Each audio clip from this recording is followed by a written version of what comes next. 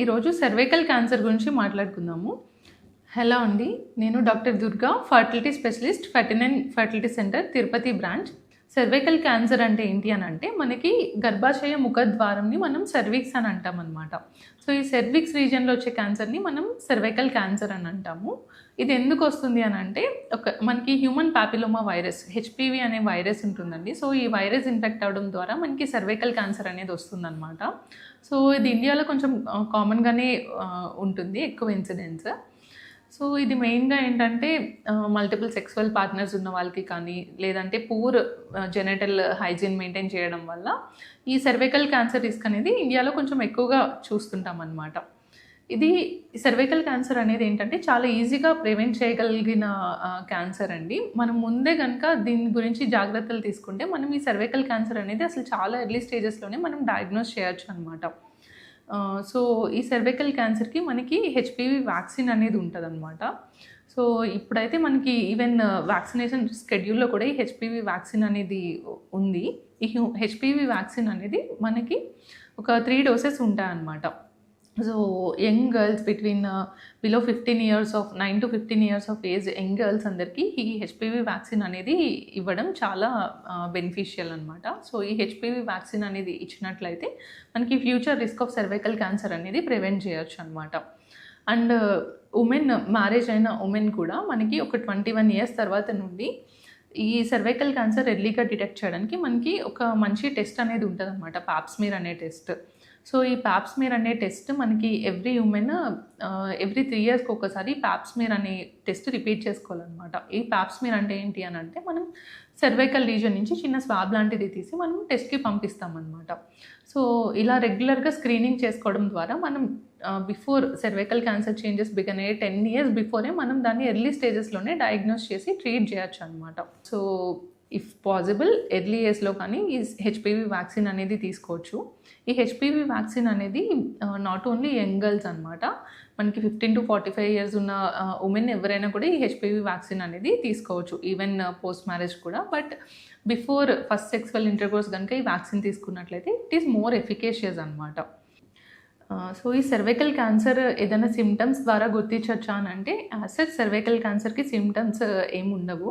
But నార్మల్గా bleeding అయినప్పుడు కాకుండా ఇన్ బిట్వీన్ పీరియడ్స్ కూడా ఇంటర్మెన్స్ట్రల్ బ్లీడింగ్ అనేది ఇర్రెగ్యులర్గా అవుతుంది అన్న, లేదంటే మీరు సెక్సువల్ ఇంటర్కోర్స్ తర్వాత ఎప్పుడైనా బ్లీడింగ్ అవుతుంది అన్న, అండ్ లేదంటే మనకి వెజైనా నుంచి ఫౌల్ స్మెల్లింగ్ వెజైనల్ డిశ్చార్జ్ ఏదైనా వస్తుంది అని అంటే ఇలాంటి వాళ్ళకి ఈ సర్వైకల్ క్యాన్సర్ అనేది మనం సస్పెక్ట్ చేయొచ్చు అనమాట. పీసీఓడి అండ్ ఇర్రెగ్యులర్ సైకిల్స్ ఉంటే ప్రెగ్నెన్సీ వస్తుందా, ప్రెగ్నెన్సీ రాదా అని చాలామంది పేషెంట్స్ భయపడుతూ ఉంటారు. సో పీసీఓడికి అసలు ప్రెగ్నెన్సీకి సంబంధం ఏంటి అనేది చూద్దాం. పీసీఓడి అంటే ఏంటి అని అంటే మనకి అండాశయాల్లో ఎగ్స్ అనేవి ఉంటాయన్నమాట. సో నార్మల్గా ఉమెన్కి ఏంటంటే ఈచ్ సైడ్ ఒక 8 to 10 eggs ఉంటే నార్మల్ ఎగ్ రిజర్వ్ అని అంటాము.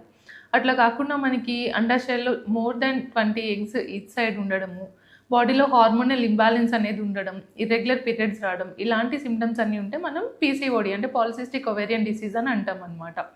సో ఈ పీసీఓడి ఉన్నప్పుడు ఏంటంటే నార్మల్గా న్యాచురల్గా మనకి రెగ్యులర్ పీరియడ్స్ ఉన్న వాళ్ళకి అరౌండ్ 14th day అంటే పీరియడ్ వచ్చిన 10th to 28th day మధ్యలో మనకు ఓవ్యులేషన్ అనేది అయ్యే ఛాన్స్ ఉంటుంది అనమాట. అంటే న్యాచురల్గానే మన బాడీలో ఉన్న అన్ని ఎగ్స్లో ఒక ఎగ్ డెవలప్ అయ్యి ఒక 17 to 18 mm సైజ్కి వచ్చాక ఎగ్ అనేది రిలీజ్ అవుతుంది అనమాట. దీన్ని మనం ఓవ్యులేషన్ అని అంటాం.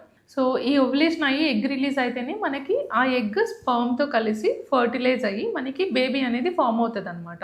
సో అదే బేబీ మనకి ట్యూబ్లోంచి ట్రావెల్ చేసి మనకి గర్భసంచిలో వెళ్ళి మనకి 9 months గ్రో అవుతుంది. సో ఇది న్యాచురల్ ప్రాసెస్ ప్రెగ్నెన్సీకి. బట్ పీసీఓడి ఉన్న వాళ్ళకి ఏమవుతుంది అని అంటే సో మల్టిపుల్ ఎగ్స్ ఉండడం వల్ల ఏంటంటే మనకి హార్మోనల్ ఇంబ్యాలెన్స్ అనేది ఉంటుంది అనమాట. దాంట్లో ఒక్క ఎగ్ పెద్దగా అవ్వడము, ఎగ్ రిలీజ్ అవ్వడం అనేది జరగదు. దీన్ని మనం యానోవులేషన్ అని అంటాం. సో ఇట్లా బాడీలో ఎగ్ రిలీజ్ అవ్వట్లేదు కాబట్టి రిపీటెడ్గా ఇట్లా యానోవులేషన్ అవ్వడం వల్ల ఆ ఎండోమెట్రియం పొర పెరిగి పెరిగి మనకి పీరియడ్ అనేది 2 to 3 monthsకి వచ్చేస్తుంది అనమాట. బట్ ఓవ్యులేషన్ అనేది జరగదు. సో దానివల్ల మనకి పీసీఓడిలో ప్రెగ్నెన్సీ రావడం అనేది డిలే అవుతుంది అనమాట. సో పీసీఓడి మరి ఇట్లా అవుతుంది కదా, ఓవ్యులేషన్ అవ్వకపోతే ఎట్లా ప్రెగ్నెన్సీ వస్తుంది అని అంటే మనం పీసీఓడి ఉన్న వాళ్ళకి చాలా సింపుల్ మెథడ్స్ ద్వారానే చాలామంది కన్సీవ్ అవుతారనమాట. సో ఇట్లా మన బాడీలో న్యాచురల్గా ఎగ్ డెవలప్ అవ్వట్లేదు కాబట్టి మనం simple tablets, ovulation induction tablets ఉంటాయన్నమాట. సో ఈ సింపుల్ ట్యాబ్లెట్స్ కానీ 1 or 2 ఇంజెక్షన్స్ ద్వారా మనకి వాళ్ళకి ఎగ్ అనేది డెవలప్ అయ్యేలాగా చేసి, అప్పుడు ఎగ్ డెవలప్ అయిన టైంలో, ఎగ్ రిలీజ్ అయిన టైంలో న్యాచురల్గా కూడా మనం సింపుల్ మెథడ్ ద్వారా ప్రెగ్నెన్సీ అనేది ప్లాన్ చేయొచ్చు. సివియర్ రెసిస్టెంట్ పీసీఓడి కేసెస్కి మనకి ఇంకా లాప్రోస్కోపిక్ ఓవేరియన్ డ్రిల్లింగ్ అనే ఆప్షన్ కూడా ఉంటుందన్నమాట. సో ఇట్లా టాబ్లెట్ మెథడ్ ఎన్నిసార్లు ట్రై చేసినా ఎగ్స్ గ్రో అవ్వట్లేదు అన్న వాళ్ళకి లాప్రోస్కోపిక్ అప్రోచ్ ద్వారా ఓవేరియన్ డ్రిల్లింగ్ అనే చిన్న సర్జరీ కూడా చేసుకోవచ్చు. ఆర్ఎల్స్ ఇంకా ఈ అన్ని మెథడ్స్లో అవ్వట్లేదు, చిన్న ఓవులేషన్ ఇండక్షన్ మెథడ్తో కానీ ఐయుఐలో కానీ అవ్వట్లేదు అన్న వాళ్ళకి మనం ఈవెన్ ఐవీఎఫ్లో కూడా ప్రెగ్నెన్సీ ప్లాన్ చేయొచ్చు అనమాట. సో పీసీఓడి ఉన్నా కూడా మనకి ప్రెగ్నెన్సీ పాసిబిలిటీ ఉంటుంది, ట్రీట్మెంట్స్ అనేవి ఉంటాయి. So don't worry. Thank you.